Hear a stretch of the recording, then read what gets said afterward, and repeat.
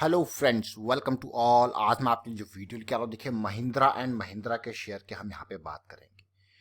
आज की डेट 1 मई 2020, auto sales की रिपोर्ट आती है। अप्रैल का महीना आपने देखा सब कुछ जीरो। तो महिंद्रा एंड महिंद्रा के भी जो गाड़ियों की सेल हुई है वो जीरो हुई है, एक्सेप्ट कुछ फार्मा इक्विपमेंट्स इसने बेचे हैं, यानी कि एग्रीकल्चर से रिलेटेड प्रोडक्ट वो जरूर बेचे हैं।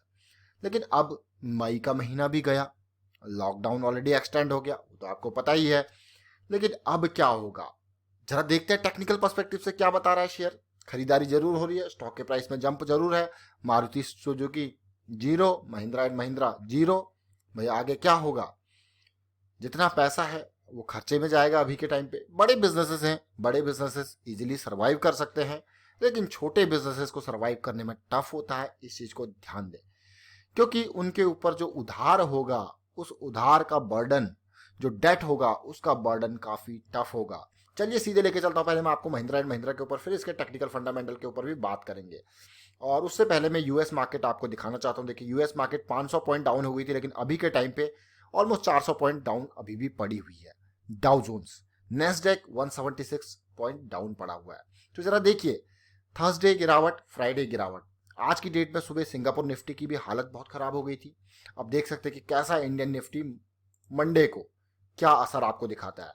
अब सबसे पहले मैं रिपोर्ट के ऊपर लेके चलता हूं आपको, यहाँ पे महिंद्रा एंड महिंद्रा के।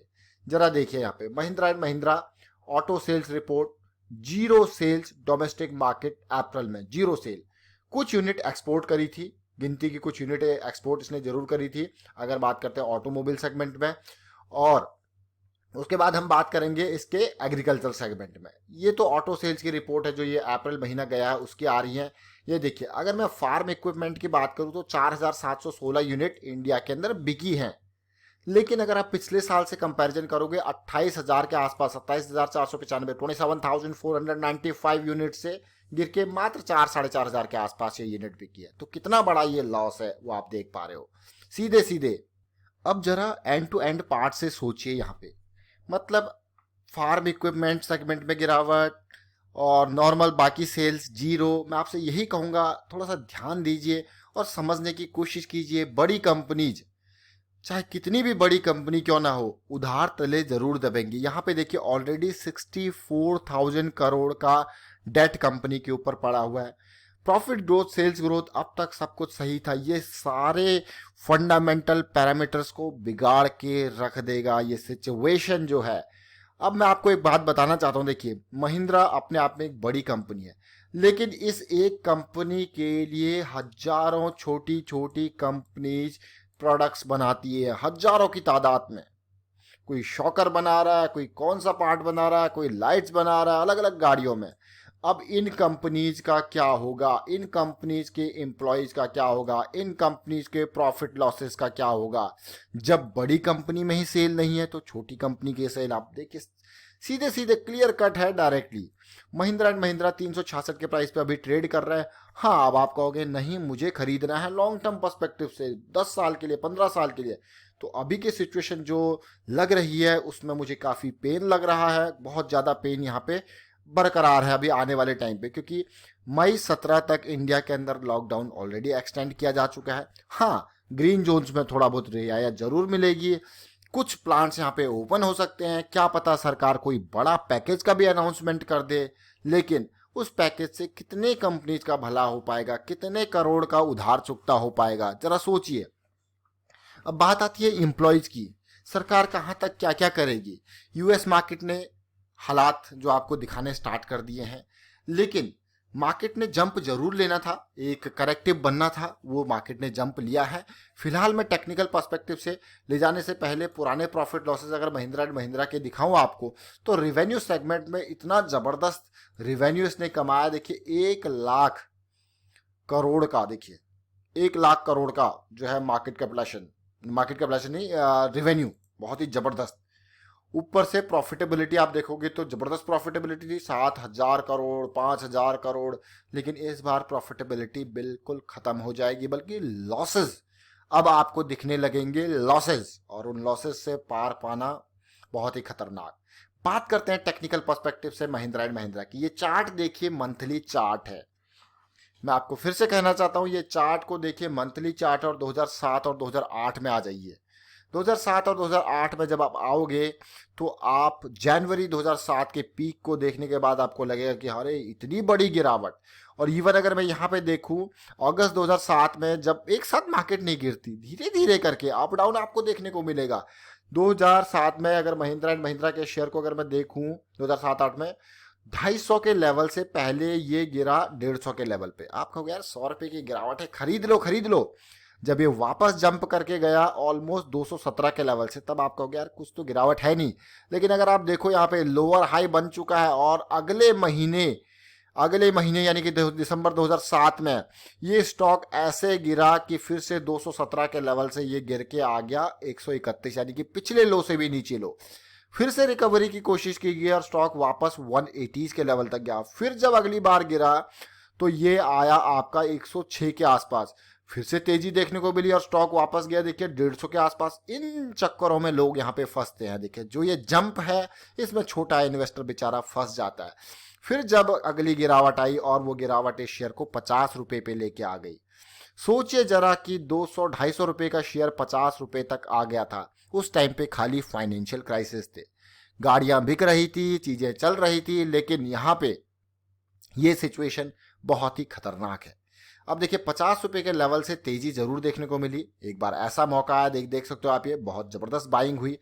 आप ओवरऑल अगर यहाँ पे देखो, इस लेवल की गिरावट से लेके जब से गिरावट स्टार्ट हुई, मंथली लेवल के वॉल्यूम्स को देखना स्टार्ट करना। देखिए जब से गिरावट स्टार्ट हुई हल्के हल्के वॉल्यूम कुछ महीनों में पॉजिटिव थे, फिर सेल देखिए, फिर ये देखिए ये जो ब्लू टावर्स आपको दिख रहे हैं उसके बाद एकदम डाउन आया। फिर आपने देखा होगा कि वॉल्यूम एकदम जंप करता हुआ, रेगुलर बेसिस पे जंप करता हुआ, फिर जाके 50 रुपए से शेयर रिकवर होके 1000 रुपए के आसपास तक गया। लेकिन अभी के टाइम पे आप देखिए किस तरीके से गिरावट है, बड़ी लाल कैंडल। अब मैं आपको रिसेंट सिचुएशन जो महिंद्रा एंड महिंद्रा की बताऊंगा, जरा ध्यान से देखना। हाई बनाया, हाई बनाने के बाद स्टॉक ने नीचे गिरा, करेक्शन आया, नीचे गिरा, फ्लैट करेक्शन, नीचे गिरा, करेक्शन, नीचे गिरा। अब क्या है, नीचे गिरने के बाद करेक्शन की डिमांड है भाई, ये करेक्शन ही चल रहा है मान के चलिए। अब देखिए ये तो मंथली टाइम फ्रेम था। अभी के टाइम पे अगर आप शॉर्ट टर्म पर्सपेक्टिव से देखो तो क्या चीजें चल रही है। अगर मैं यहाँ पे देखूं, अगर इस स्टॉक में तेजी आती है, देखिए वीकली लेवल पे आपका ब्रेकआउट काफी इंपॉर्टेंट है, 390 का रेंज। अप साइड में ये रेंज क्रॉस होना जरूरी है ब्रेकआउट के लिए। देखिए हम यहाँ पे मार्केट किधर भी जाए, टेक्निकल एनालिसिस का एक फायदा होता है, ये आपको दोनों साइड ट्रेड करने का मौका देता है। अभी देखिए अगर मैं यहाँ पे बात करूँ, ये जो लाइन है आपकी 20 EMA वीकली की लाइन है, काफी इंपॉर्टेंट लाइन है।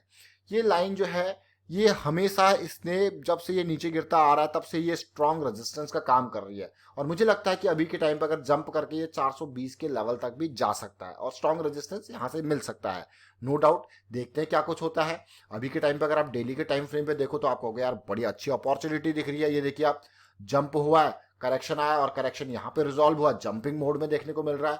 लेकिन ये सेल्स की रिपोर्ट जो आई है इसको पॉजिटिव ले जाते हैं, नेगेटिव। लेकिन ब्रेकआउट का लेवल मेरे पास यहाँ पे रेडी है 390 के आसपास का, 390 के आसपास का ब्रेकआउट का लेवल रेडी है। ये पार होना इंपॉर्टेंट है पॉजिटिविटी के लिए। और ये जो है बॉटम पे इसका जो है सपोर्ट है, जो जहां पे आप कहोगे इमीडिएटली अभी हाई बनाने के बाद जो करेक्टिव होने के बाद ये करेक्टिव का ये जॉइंट का बॉटम पॉइंट है। तो ये हमने देखा यहाँ पे महिंद्रा एंड महिंद्रा। अब मैं आपको दिखाता हूँ आवरली चार्ट।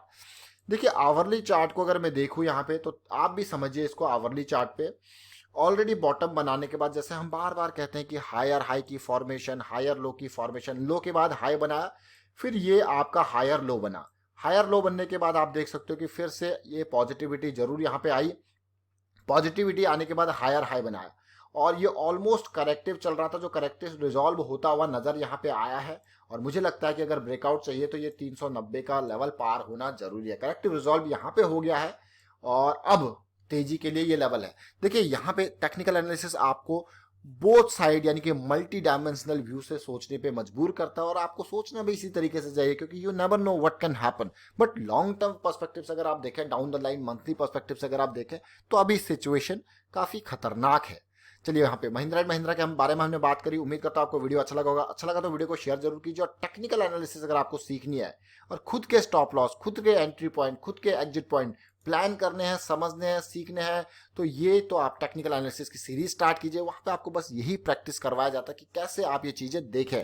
वाइंड अप करता हूँ, वीडियो को शेयर कीजिए, लाइक कीजिए, चैनल सब्सक्राइब कर लीजिए, सब्सक्राइब कर ले, बेल आइकन को प्रेस कर ले, जिससे आपको नोटिफिकेशन आती रहेगा। Thank you for watching the video.